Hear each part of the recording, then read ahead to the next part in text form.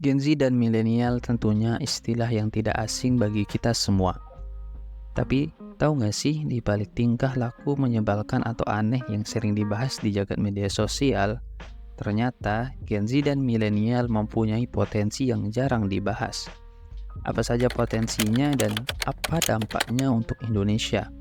Kita bahas dalam segmen Pasta, Kupas Data.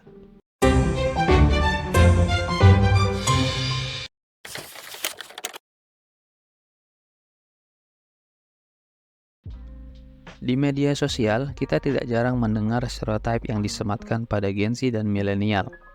Generasi mental tempe, drama, toksik, kerjaannya healing doang, gak mau usaha dan lain sebagainya. Namun, tidak bisa dipungkiri bahwa mereka merupakan aset yang sangat berharga bagi bangsa Indonesia.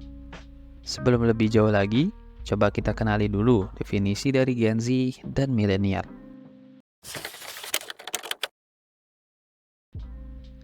Di Indonesia, generasi dibagi menjadi 6, yaitu pre-boomer, baby boomer, generasi X, milenial, Gen Z, dan post-Gen Z. Penamaan ini didasarkan pada tahun kelahiran mereka serta karakteristik yang ada pada generasi tersebut. Milenial merupakan generasi yang lahir tahun 1981 sampai dengan 1996. Sedangkan Gen Z merupakan generasi yang lahir antara tahun 1997 sampai dengan 2012. Gen Z dan milenial merupakan generasi yang tumbuh ketika teknologi sedang melesat. Generasi ini dikenal dengan generasi digital karena mereka tumbuh bersama dengan internet dan teknologi digital yang semakin maju. Balik lagi ke pertanyaan kenapa Gen Z dan milenial merupakan aset untuk Indonesia. Jawabannya adalah bonus demografi. Apa itu bonus demografi? Bonus demografi adalah masa di mana penduduk usia produktif lebih besar dibanding dengan usia yang tidak produktif. Hal itu terlihat dari komposisi penduduk di Indonesia yang didominasi anak muda. Berdasarkan sensus penduduk tahun 2020, struktur penduduk Indonesia didominasi oleh Gen Z dan milenial. Generasi ini menyumbang lebih dari 50% dari total populasi. Hal ini berarti lebih dari setengah penduduk di Indonesia merupakan penduduk usia muda dan usia produktif.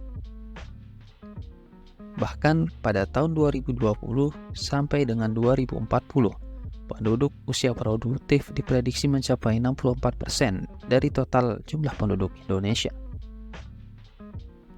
Lalu, apa dampaknya buat Indonesia? Potensi ekonomi dan tenaga kerja. Dengan mayoritas penduduk berada pada usia kerja, maka Indonesia memiliki potensi yang luar biasa untuk mengakselerasi pertumbuhan ekonomi.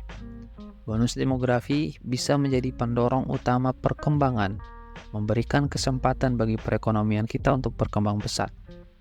Generasi muda ini bisa menjadi kekuatan produktif yang mampu mengubah wajah Indonesia menjadi lebih baik.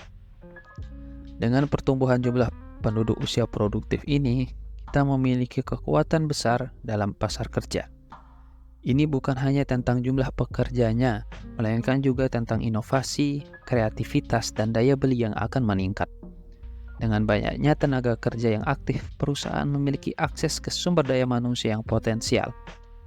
Kita dapat melihat peningkatan pekerja produktif, pelaku usaha mandiri, dan potensi meningkatnya inovasi di berbagai sektor. Gen Z dan milenial yang tumbuh dalam era teknologi memiliki pemahaman mendalam tentang perkembangan digital. Mereka bisa menjadi kekuatan pendorong revolusi teknologi dan ekonomi digital, menciptakan lapangan kerja baru, dan membuka peluang bisnis yang inovatif. Ini adalah momen emas bagi bangsa Indonesia untuk merancang masa depan pekerjaan yang lebih baik dan berkelanjutan. Namun di sisi lain dari koin bonus demografi ini mempunyai tantangan, yaitu adalah pengangguran. Jumlah penduduk usia produktif yang besar memerlukan lapangan kerja yang memadai. Jika tidak diantisipasi dengan baik, bisa terjadi kesenjangan antara jumlah pencari kerja dan lapangan pekerjaan yang tersedia. Selain itu, kualitas sumber daya manusia menjadi kunci utama. Bonus demografi hanya bermanfaat jika generasi muda kita memiliki keterampilan dan kualifikasi yang dibutuhkan oleh pasar kerja. Percuma punya banyak penduduk muda, tapi kualitas SDM-nya rendah, tidak produktif, malas, dan lain sebagainya. Hal ini juga erat kaitannya dengan pendidikan. Oleh karena itu, investasi dalam pendidikan dan pelatihan sangat penting agar mereka siap menghadapi tuntutan dunia kerja yang semakin kompleks. Jadi, bonus demografi ini bukan sekadar bonus, tapi juga amanat besar yang harus kita kelola dengan bijak. Semangat untuk terus berinovasi, belajar, dan berkontribusi positif akan menjadi kunci kesuksesan dalam menghadapi bonus demografi ini. Itu dia pembahasan mengenai potensi Gen Z dan milenial yang berkaitan dengan bonus demografi yang sedang dihadapi Indonesia. Ingat, kita semua punya peran penting buat masa depan Indonesia. Jangan takut untuk tampil beda, lawan stereotip yang ada, dan jadilah generasi yang punya dampak positif.